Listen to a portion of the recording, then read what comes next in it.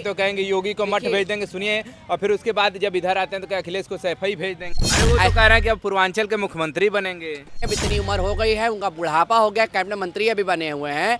अब उनका वो सपना देखते देखते अब वो स्वर्ग का सपना देखे कि स्वर्ग हमको कैसे जाना है। कैबिनेट बन गए मगर ये भी कोई चुनाव प्रदेश के अंदर नहीं जीत सकते। लोकसभा 2024 की बात करें तो लगभग सभी पार्टी अपने अपने स्तर से प्रचार प्रसार में लग चुकी हैं और राजभर भी बड़ा होशो हवास में अपने कह रहे थे कि राजपाट हमको नहीं मिलेगा तो हम भी जो है कि होली नहीं मनाएंगे, ऐसे ही उनके बयान आ रहे थे। लेकिन आखिरकार अब उनको मंत्री बना भी दिया गया भाजपा सरकार में, एनडीए की सरकार में, और अब वो मंत्री बन भी गए हैं। साथ ही साथ और भी मलाई काटने के फेर में है कि उनका बेटा भी अब सांसदी का चुनाव जो है कि वो मैदान में लड़ने वाले हैं। और दो खुशी एक परिवार में है और कहीं ना कहीं राजभर समाज के लिए अब अच्छी बात है या बुरी बात है, इन सब तमाम बातों पर बात करने के लिए हमारे साथ सलमान चौधरी जी। हम चाहेंगे अपना परिचय आप बताएं पहले। आई एम सलमान, ट्रांसजेंडर, और मेरा नाम सलमान भी है।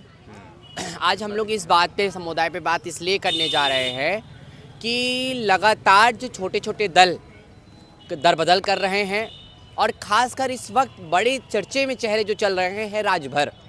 और राजभर एक ऐसा आदमी है कि जो राजभर समुदाय के लोग हैं वो अपने समुदाय को वो फील्ड लेकर उसको लोगों को यूज़ कर रहा है, अपने वोटर्स को यूज़ कर रहा है और ब्लैकमेल कर रहा है।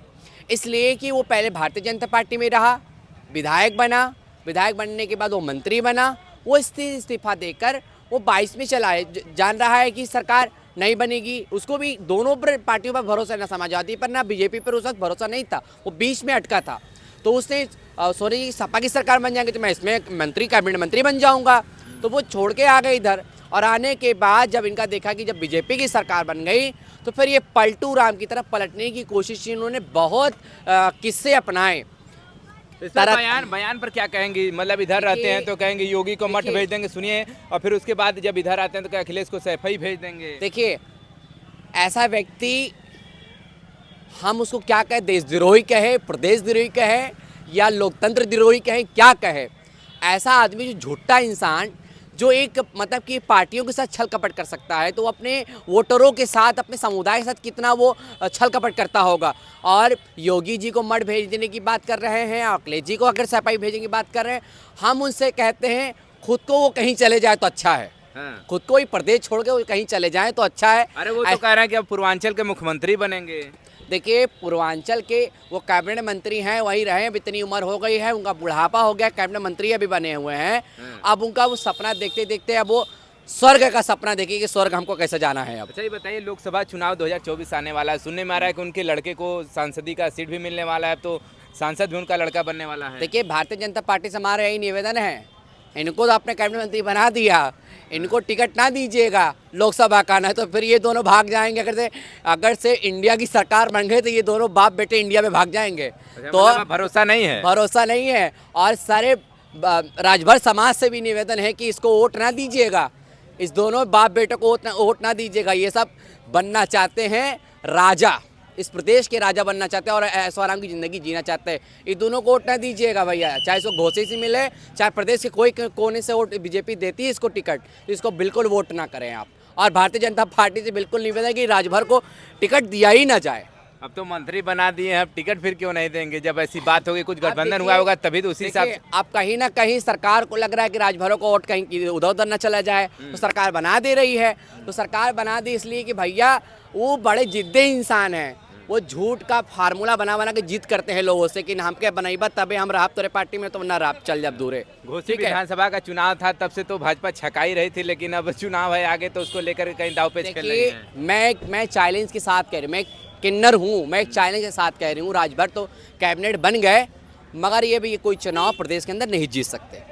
मतलब आपको ऐसा लगता है? नहीं जीतेंगे, नहीं जीतेंगे ये। देखिए, और ये तो किन्नरों से भी बदतर है, झुट्टों से भी बदतर ये आदमी दोनों हैं। क्या बताए, एक हमारे यूपी में पलटू है और दूसरा चल रहा है बिहार में पलटू। ये दोनों ऐसी से कसम खाते हैं कि इनको गीता रखे कसम खिला दीजिए, गीता रखे कसम खिला दीजिए तो ये कभी सच नहीं हो सकते। ये भगवान को जब धोखा दे सकते तो हमें और आपको धोखा देने में कितना समय लगेगा इनको? अच्छा ये बताइए, उनके समाज के लोग उसी से राजनीति लोग करते हैं तो वो लोग तो वोट करेंगे ही उनको।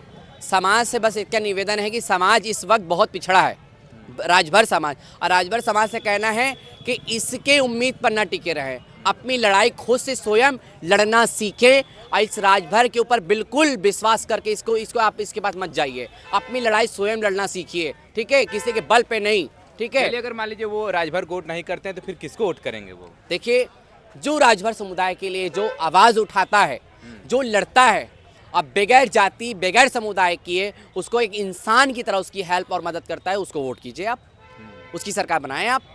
राजभर को भी लेकर के इन्होंने एक बड़ा ही राजभर समुदाय से बड़ा अपील किया है कि उनको बच करके रहिएगा, आगामी भविष्य में उनको वोट ना करिएगा। बिल्कुल, हाँ। वोट ना करें। अगर से आपको सलाह लेनी है तो सलमा किन्नर के पास आ जाइएगा। और हम लोग किसी से डरने वाले नहीं हैं, ना बाप ना भैया। सबसे बड़ा उनकी ज़िंदगी में रुपया है, तो हम लोगों के पास कोई भी नहीं है। ना हम लोग को रुपया चाहिए, ना बाप चाहिए, ना भाई चाहिए, सिर्फ अधिकार चाहिए और न्याय चाहिए और काम चाहिए। चलिए बहुत बहुत धन्यवाद। ऐसे ही लोकसभा 2024 की तमाम कवरेज हम आप तक पहुंचाते रहेंगे। जुड़े रहिए हमारे चैनल के साथ। खबर देखने के लिए बहुत बहुत धन्यवाद।